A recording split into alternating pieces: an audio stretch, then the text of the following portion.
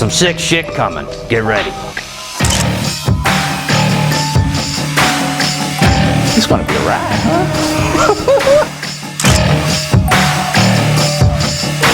Because I ain't got time to be telling stories all day. I gotta go shoot my gun. See, there's interdimensional beings, they vibrate.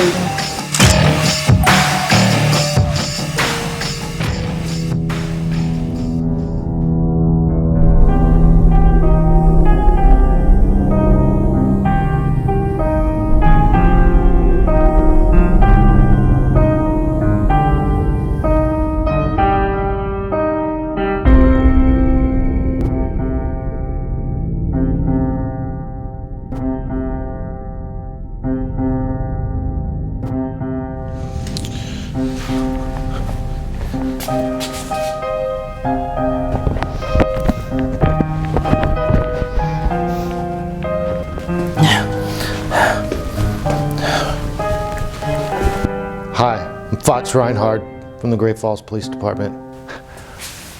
Shut up! Hi there, my name is Detective Richard Cox. Today's story is a grim story of an inspiring YouTuber that fell into a state of psychosis that led him down a path to mass murder. Boom! Coming at you once again. Rockin' Robin's here. You good with the Rockin' Robin nickname? I'm heard some new ones. Shitbird. I don't like that one so much. This week our brave and noble leader he's passed out drunk. Fine, whenever he gets drunk and passed out, you know, we just don't have him on an episode. I get drunk and passed out, they ban me from the f***ing children's playground, you know? This f***ing world makes no goddamn sense to me anymore. Today we're talking about Randy Stair. Or Andrew Blaze. Depends when you watched him. It depends when you followed his tweeter. He was a Twitter shitter. And this guy is what you would call mentally disturbed, but on a level of clarity that I've not seen ever. You know, like it's the way he presents himself and acts is bizarre and just straight up insane. Teachers would describe Randy Stair as a quiet individual. Even at an early age, he was oddly obsessed with death. It's not that easy. I can't suffer, not just me, but all the people who made me suffer. Why do you want to die so much? It's good to be living. No, it's not. No, it's not. In school assignments, Randy would even write about characters dying in stories that he made up. I must have wrote like 4 or 5 stories where the character got killed at the end, and I actually turned these in as assignments, and I never got like any like weird looks from the teacher or anything. She was a nice teacher and everything, really great. Yeah, the teacher never like felt concerned or anything. I just remember not getting any feedback in terms of that, so I don't know what she was thinking, but... So Randy Stair was a typical, you know, 18-year-old angsty, you know, he had this, you know, problem with wanting to grow up and become an adult and start, you know, doing things on his own. I was that typical jaded teenager, you know, just don't want to be here, don't want to do anything. I'm bored with my life, I don't know what to do, I don't know where to go. You know, the typical teenage drama you deal with. And I honestly think the problem is there wasn't enough emo music for him to listen to vent that out. So instead of, you know, venting his anger and frustration and sadness through music like most people do, Johnson wears lady underwear. Thong lady underwear. Randy was a creative individual, and in 2008, he started his own YouTube channel, Pioneers Productions. You know, back when YouTube was really YouTube. Pioneers Productions contain videos of what you might think. A fun teenage boy being silly and making jokes and making fun videos about stupid stuff. And that's exactly what he did, and he had a blast with it. The videos he typically posted were filled with fun male teenage humor and him having conversations with inanimate objects about funny stuff. The 2 most featured inanimate objects being Froggy, a frog that he found in the parking lot at the grocery store he worked at, and Whale, a stuffed orca whale that he had conversations with. I don't care. I'm setting you straight even if it kills me and sets the house on fire. I've got to do it! You have got to be kidding me! I'm a fucking frog! You want me to get educated? I've had it up to here with your attitude and your manners. You mean you still haven't told them about us? What? No, there is no us. Through forensic science, I painstakingly undertook all of 3 hours this morning. Yeah, I determined that it really was, in fact, Randy's voicing these animals all along. They didn't have their own voices. I mean, boom! Holy shit! That's strike number 1 of this fella. These things were never sentient animate beings. He was lying the whole time. What a sick fuck. I could forgive him for everything else he did.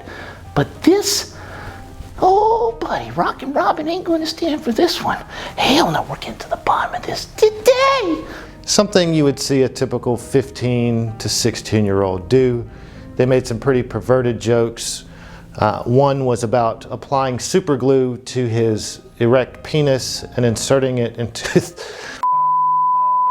So one of the skits was the whale was instructing Mr. Stair to apply super glue to his erect penis and then perform coitus on his anus so they could quote unquote forever. Do you know how rough that is on the head of one's penis? Let me tell you. Let me show you.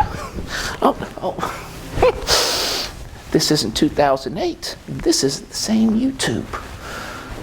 He filmed many videos and had a lot of fun on the early days of YouTube. So we finally made YouTube Partner, which is where you're able to start monetizing your videos. It sounds a lot more impressive than it is. But he was now able to monetize his channel, which allowed him to start making money off this. Hey everybody, my lifelong dream for YouTube has come true. I am officially a YouTube partner, and that is fantastic.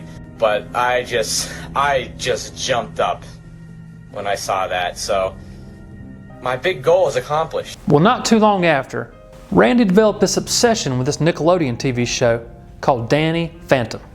Danny Phantom. The series follows Danny Fenton, a teenage boy who, after an accident with an unpredictable portal between the human world and the ghost zone, becomes a human-ghost hybrid and takes on the task of saving his town from subsequent ghost attacks using an evolving variety of supernatural powers. Danny Phantom. To be more precise, Randy developed an extreme infatuation with a particular supporting character in Danny Phantom named Ember McLean. She was a female villain inside the show only for a few episodes, and she played this guitar and she battled Danny inside the ghost world. According to the creator of the show, Ember was once a human that died in a house fire after being stood up on a blind date. We are talking about Danny fucking Phantom here. And this guy, this individual, this specimen, fixated on a ghost. The ghost with the most with the guitar. The ghost that died from a fire. Ember McLean. Oh, I just got that. Fires him. I get it. Once he found this epiphany, this life-changing show where he met basically the girl of his dreams.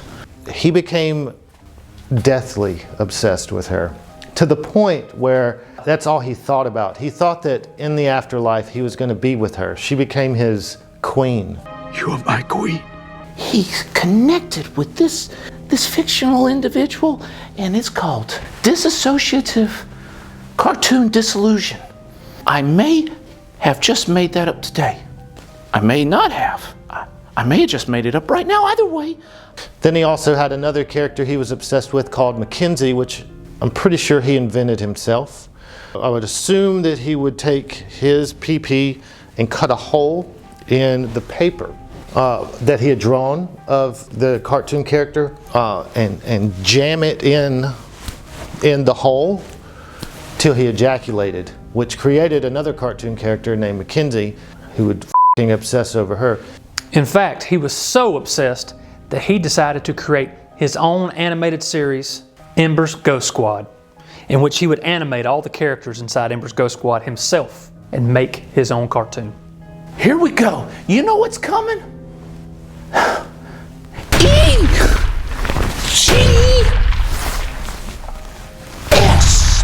E-G-S. We got the Emperor Ghost Squad coming. You see, once he founded Ember's Ghost Squad, Froggy and Whale, they were done for. He didn't have anything for them anymore. He even filmed disturbing videos of him murdering Froggy and Whale and then putting them in a cardboard box and igniting them on fire.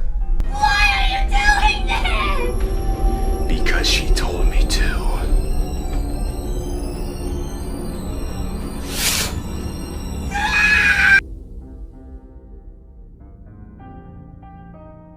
Ba-ba-ba-ba-ba-ba. He's a psycho.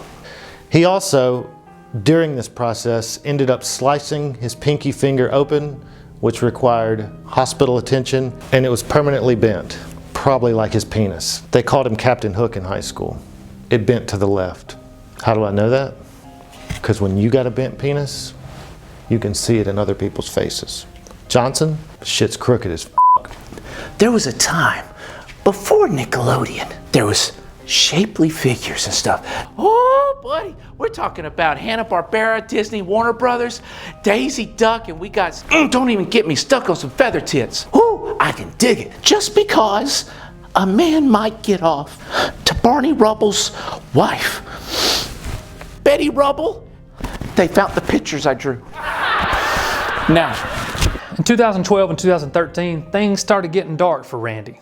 A friend of Randy's brother died in a car accident. You know that little obsession he had with death? Well, he got a little closer with it, including a closer friend of his dying in a car accident also. You see, that friend of Randy's, his name was Matt. His brother's friend that died before was named Tom, and it just destroyed Randy. Randy stated that Tom's death changed me, Matt's death killed me. So much so that he would have live feeds on the anniversary of Matt's death every year. Once these two young boys died that were adjacent to him in life, Randy began his downward spiral into a state of psychosis that he could not escape. and that's how the cookie crumbles. At this time, he also changes his name to Andrew Blaze, because how f***ing cool is that, man?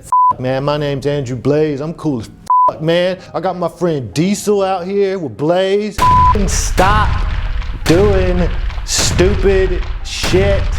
Randy always hated work. Reportedly, at the age of 18, he got a job at McDonald's and quit the first day. He hated it so much. Well, you see, his dad was a manager at a local grocery store called Weiss Markets. And he got Randy a job. And he held an extreme disdain for the 9-to-5 adult life. There would be no possible way I could live until I was 60-something. Not a chance in hell. Honestly, I don't know how people do it. I don't know how people get up every day and go to like a dead-end job, come home, do the same exact routine every day, every weekend. How do you honestly do that? I was never able to compute it in my head. How do you live on this planet for decades upon decades upon decades? I honestly don't know how you do it. But hey, I agree with him on this. After my tours in Afghanistan were over, you see, I was a greeter at Wally World. Boy, I hated that shit. So many bratty ass kids and rude people. Luckily, I found law enforcement and found my true passion. And that's where I am today. But f*** Wally World, f*** that place. After the tragedies of 2013 occurred, his infatuation with Death and Ember's Ghost Squad would go into overdrive and mutate into an all-consuming obsession. That's all he thought about. He was also a brony. Do you know what a brony is? So bronies are adult men that are really obsessed with the TV show My Little Pony. And My Little Pony, if you don't know, is a show primarily aimed at young girls, where these ponies are, you know, sparkle and sugar dust and shit like that, and they run around and they hop and they do, and the guys become obsessed with them, and they make like pictures of them like naked with the f***ing horses and like getting down in them, and it's f***ing sickening. But I mean, if you like being a brony, that's fine, I guess. If you like doing stupid shit, you know Johnson? He's a brony, except for he dresses up like the pony and someone f***s him. What? A brony f***s him as the pony. I don't know if the other guys have mentioned it yet. This guy kind of had a gender identity issue. What it came down to was I felt like I was like transgender or something. Like I felt like a woman the whole time, which spiritually, I'm a woman. I'm a female soul. But I had to live in a man's body to do what I set out to do. That was my soul contract. That was what I was meant to do. It might be celebrated these days to come out and talk about it. Go ahead and get that transition, or do whatever you need to do for your mental health. By the way, mental health is a serious issue here. If you see somebody, instead of just keeping it to yourself or silently making fun of them, like I know you fucking do, it's Rockin' Robin. If you see them have an issue and you know they need the help, try to get them the help. Johnson's my man. I'm going to display right here the number you can call if you think somebody needs the help that they desperately are seeking, whether they know it or not. Call the number. Get them the help they need. Take it from Terry. You better call somebody. What's weird about it is the first little My Little Pony, you know what the number was on that? 1969. What year did we go to the moon? Allegedly, 1969. Do you not follow my blog? Johnson will go to any website on the internet except for my blog. Have you ever seen the history on his computer? TeenyWeenieDicks.com. Don't get me wrong, this man was a talented animator and creator. If you look at his work, he put a lot of energy into it, and you could tell he really loved what he was doing. But it contributed to the unhealthy obsession with death that led him down this path. He does all this animation himself for this TV show, and he reaches out to other people to help with the show as well, doing voice acting and all kinds of stuff.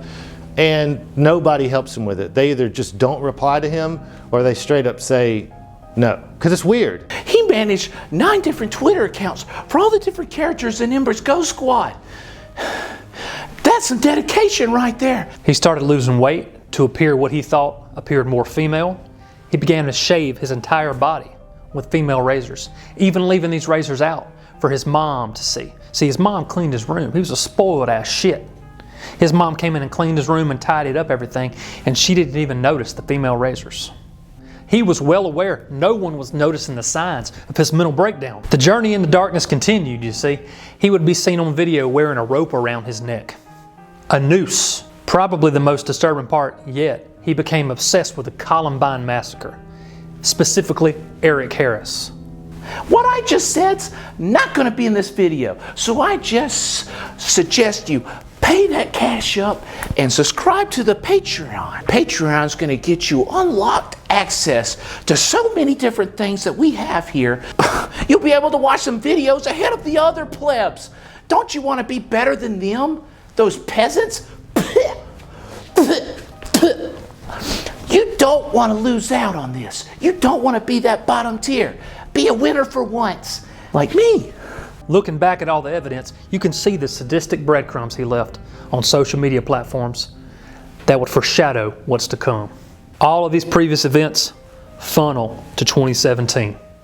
In the process of making all these films about Ember's Ghost Squad, he starts living it, starts believing it, starts intertwining himself into the middle of it. He starts thinking about bringing it to the real world.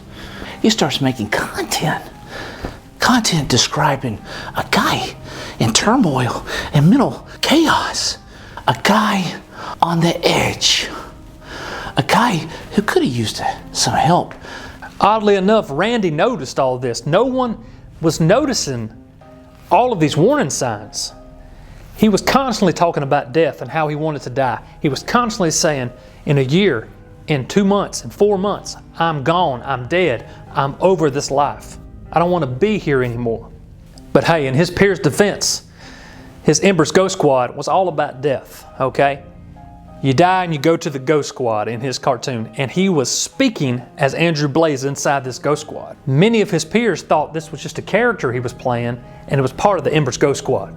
So he kept posting things on Twitter and different pictures up on DeviantArt, which is an online photo sharing site of, I can't wait for June 7th. Everybody's going to be so, shocked about what's happening on June 7th. You're not ready for June 7th. So what was going to happen on June 7th? He was going to film himself committing suicide. What's crazy is with his obsession with the Columbine shooters, in one of his videos, his suicide tape videos, which you can watch if you got the stomach for it, it is disturbing as f***. and I've seen some pretty f***ed up shit. I used to go out with Johnson on Friday nights. Again, Randy's obsession with the Columbine massacre is very apparent. He's seen on camera wearing the shirt Eric Harris wore in the Columbine massacre. Randy even released videos of himself wearing that shirt and target practicing with his shotgun. If that's not disturbing, if that's not a warning sign, I don't know what is. You see, I could be out there shooting my gun, shooting my targets, making myself better. But no, Captain Sprinkle's got in us telling these people stories about this little crazy cartoon boy. As soon as I get done with this, I'm going to shoot. He started announcing on YouTube that he would be gone within a year. He began fantasizing taking his life to be with Ember, all because he hated this human world and he was ready to join Ember in her ghost world and join her ghost squad. He had done slipped off his rocker. Randy continues to work diligently on Ember's ghost squad. He wants to complete it, and then he's planning his suicide just after. Just like his peers, his parents failed to pick up on the warning signs too now. In fact, his parents were so unaware of his mental state that he asked his mama to go take him to get another shotgun, his second shotgun. And she said yes.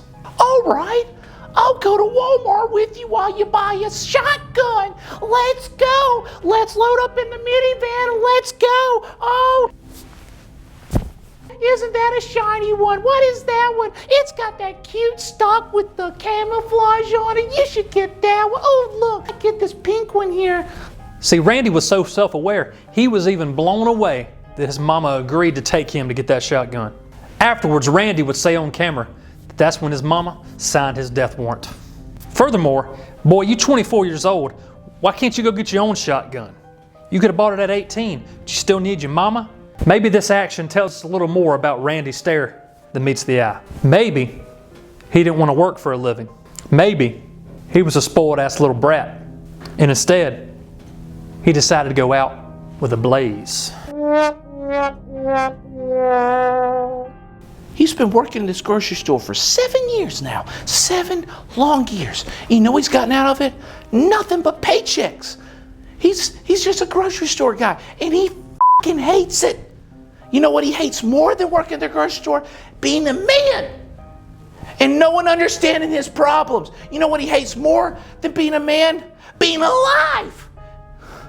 That fucking sucks. You know what he hates more than being alive? Not being Ember the ghost. You know what he hates more than not being Ember the hot ghost? But she's not so hot that she's hotter than Betty Rubble. Boy, f***ing Betty Rubble. F*** you, Bernie. I would have your f***ing head off, and I would take it Betty from my own. She needs to be tweeted like a queen. A queen! So he was obsessed with the Columbine guys, and he actually revealed in one of his suicide tapes that what he really wanted to do was shoot up a school. But he was too scared of messing up and something wouldn't work, which is why he also had 2 shotguns for backup. He wanted to shoot up the school. He just decided that he couldn't do it, so he was just going to do it in his room.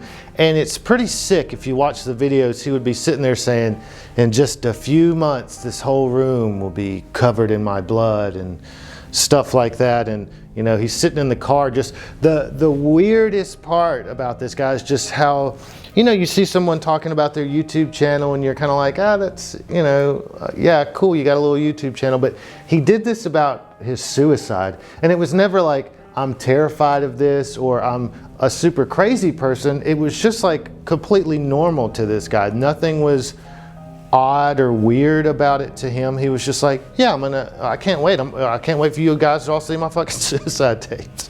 I cannot wait to show you. And that was the weirdest part of it to me personally. So he then starts toying with the idea of doing it out in public. And this is where you'll start to see a disturbing type of rationale this guy has. It's killing himself and taking another life. The most disturbing video of all was the one in which he placed the lives of his innocent co-workers, all on the fate of a coin flip. You believe in fate? Best out of 3. And on that day in his backyard, he sets up his camera and he flips a coin 3 times. If it lands on heads, he's going to perform the act at his house. If it lands on tails, he's going to do it at the supermarket. So here's the deal. Got a 1983 quarter right here. You believe in fate? Here's the fate test. I'm gonna flip this 3 times, or the best out of 3 rather, and if it's heads, I'll do it here. If it's tails, supermarket.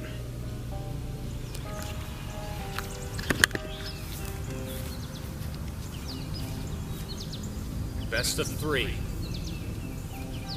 we go.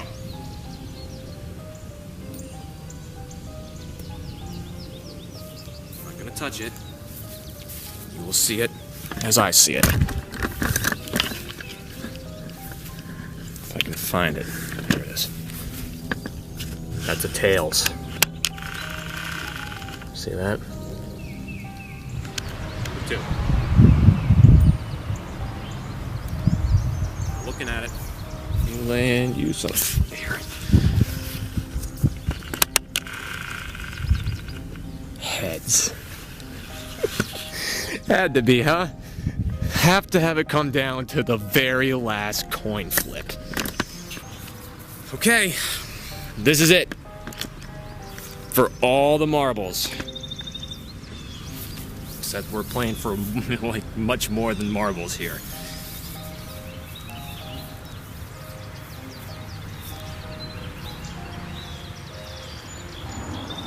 I can't believe I'm having this come down to a coin flip. The flip of a coin. Here it goes. 1, 2, 3. It's gonna land behind the camera. Just to the side. I can't see it. I see it in the grass, but I can't see it.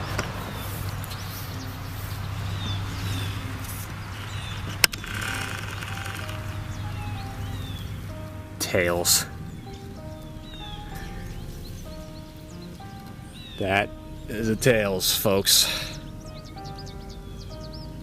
Tails.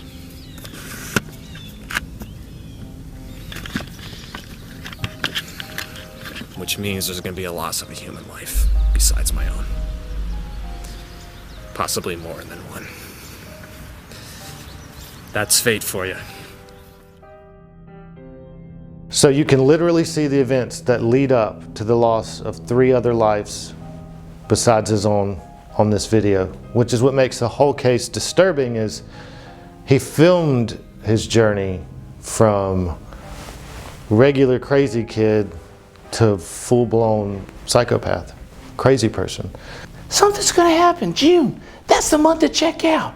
Everybody's like, wow, he's finally gonna show his cartoon characters f***ing, which is what I was hoping for, because you know, it's not like I was following him or anything. Do not check the Twitter history.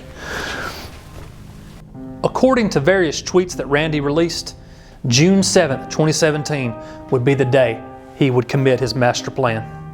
He began to film a series of disturbing videos that centered around his plan and the reason why he was doing this. You know, saving up these videos, these suicide tapes, and you know, getting them ready for the day of the big event.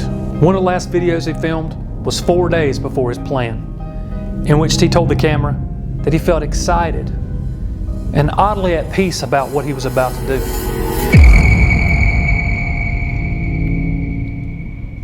What happened?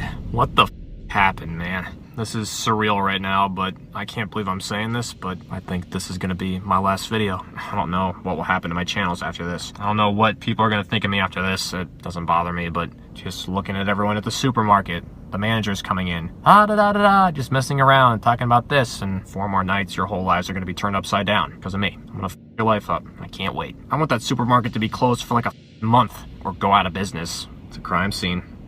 It's gonna be a crime scene. And then it'll be over.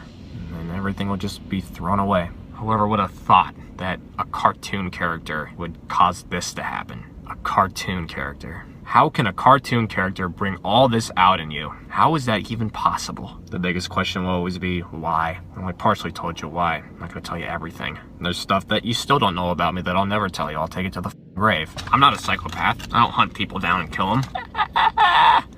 Take away YouTube, I'm nothing. I mean, there's other dimensions out there besides Earth. There's gonna be a big eternal war. I will be laughing my white ghost female ass off when I get messages saying, you know, I help people get through dark times, or I change their life, you know, or my videos make them laugh their ass off or put a smile on their face. You know, that's all I ever really wanted deep down. It wasn't there in the beginning. Like in the beginning, I just wanted to be like, I wanted to get famous from it. That was pretty much it. But I say really brutal shit on Twitter sometimes. But people support it sometimes. It blows my mind. It's like, cool. It's a man's world. Life's real short. Sometimes it feels like an eternity, but life's so damn short. And look at me. It's like I blinked and I was 24 and a half. And I'll die 24 and a half.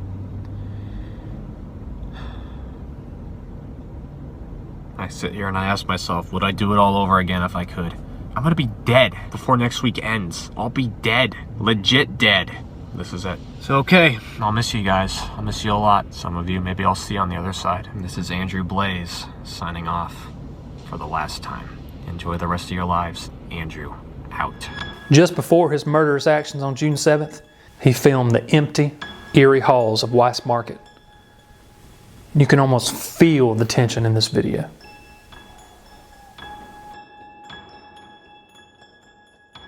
And you can watch and look back at how creepy it is that he's filming where there's about to be death.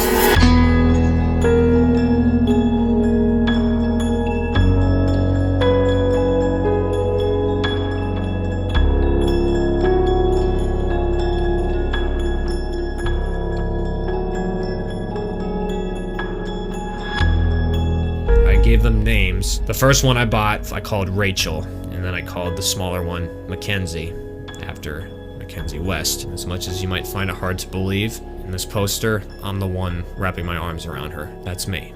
Around midnight and on the evening of June 7th, 2017, Randy Stair sent out links and files via Twitter that he had labeled journal, suicide tapes, and digital set.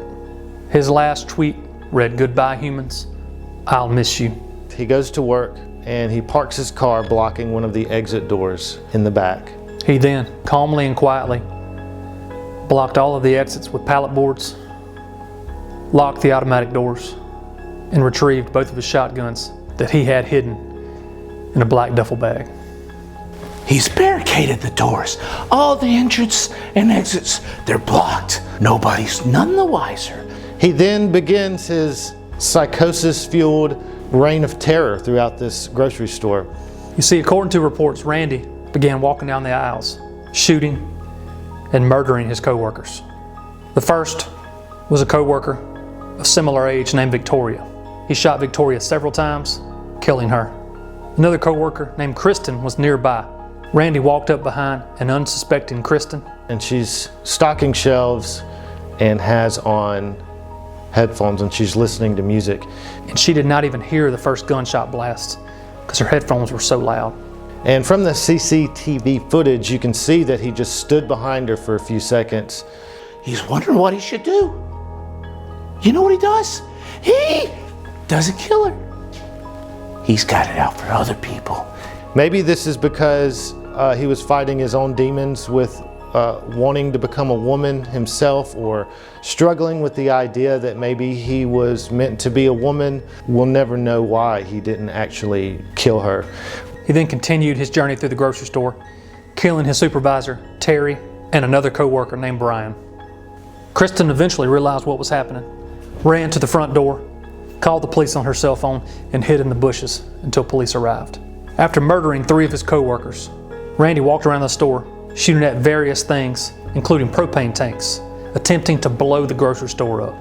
You need high-powered, high-velocity rifle rounds to penetrate a propane tank, but he tried anyway. He failed. After shooting up several displays in the propane tanks, Randy walked over to the deli side of the store, puts the gun in his mouth, and ends his own life. We're 59 shots in, and you know what that 59 shot did? Woo! It took out that brain matter. And that brain matter solved everything. He was gone. He was done for.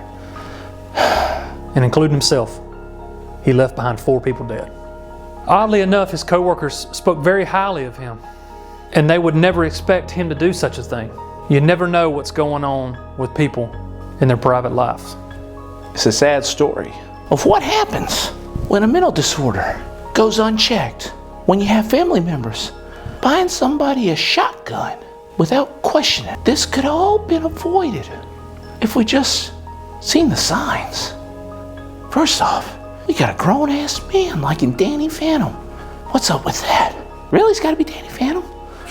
You ended 3 people's lives. The dude had a kid. One of them had a kid. 2 of them had kids, had families. Because he didn't want to work to make money, he goes into this fantasy land and wants to murder people and kill himself, and he's happy about it. He wants to film it for his YouTube channel.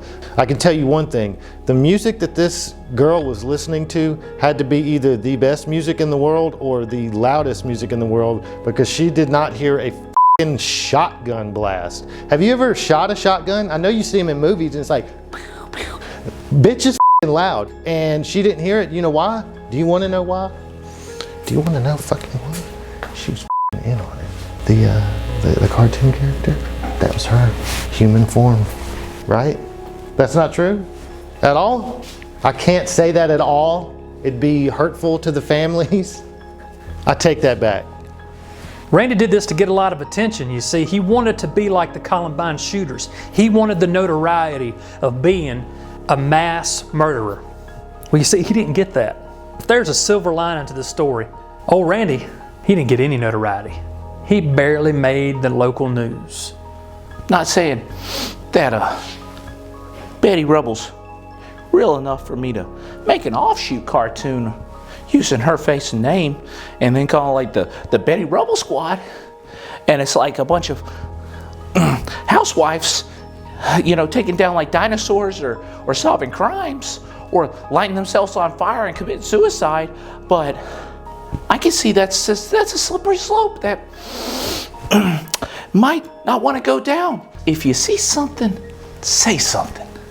Talk to your kids. Get interested in their interests.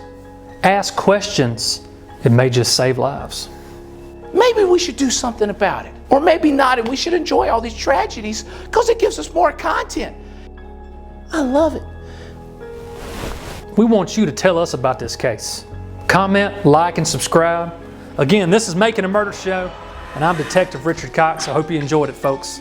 All right, I'm going shooting, okay? I'm tired of this shit.